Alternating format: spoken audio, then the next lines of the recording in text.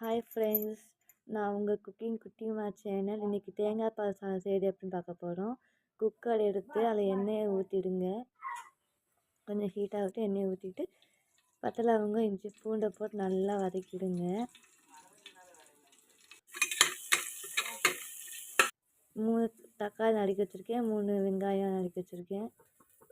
ஒன்றா போட்டு நல்லா கிண்டி விட்டுருங்க. வெங்காயத்தை போட்டு நல்லா வதக்கிட்டு தக்காளியை போட்டு நல்லா வதக்கி விட்டுருங்க. என்ன வெஜிடபிள் வேணுமோ தேவையான அளவு போட்டுக்கோங்க. நான் உருளைக்கிழங்கு கேரட் எடுத்துருக்கேன், புதினா கொத்தமல்லி எடுத்துருக்கேன். அதை போட்டு நல்லா கிண்டி விட்டுருங்க. உருளைக்கிழங்கு போட்டு நல்லா கிண்டி விட்டுட்டு கேரட்டை போட்டு நல்லா கிண்டி விட்டுருங்க.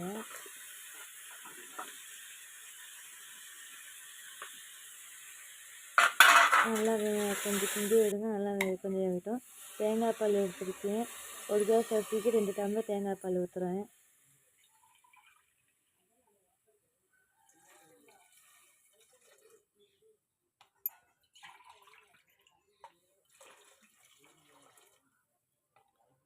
மூணு டம்ளர் அரிசி எடுத்துருக்கேன், 6 டம்ளர் தேங்காய் பால் ஊற்றிருக்கேன். ஊற்றி நல்லா மிக்ஸ் பண்ணி கொதிக்க விட்டுருங்க. கொதித்து வரவும் அரிசியை போட்டு நல்லா கிண்டி விட்டுருங்க.